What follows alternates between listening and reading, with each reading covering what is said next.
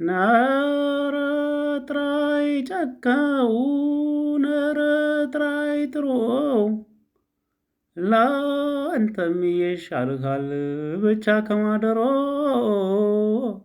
የሚያስብል በረዶ ገጥሞናል ዘንድሮ።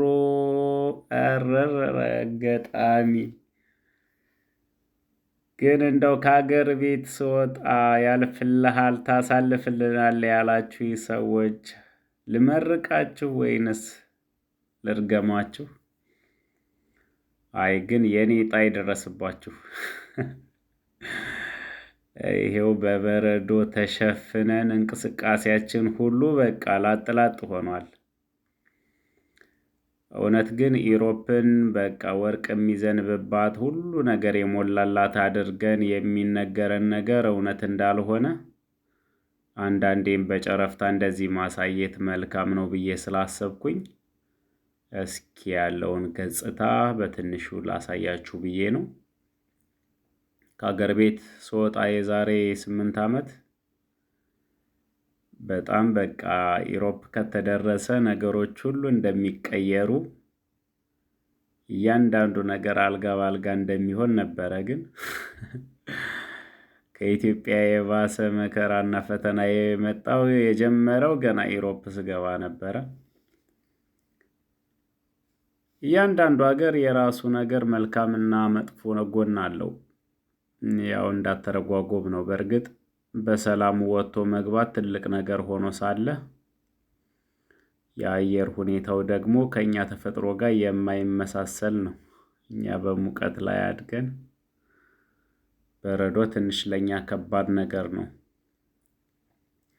ግን እንደዚህ አይነት በረዶና እንደዚህ አይነት አየር እያላቸው ክረምታቸው በጣም ረጅም ነው። ሰመራቸው 4 ወር ናት እና በዚህ ሁሉ ግን ህዝባቸውን መግበው ለህዝባቸው በቃ ብዙ ነገሮችን የሚሰራው ለህዝብን ያማከለ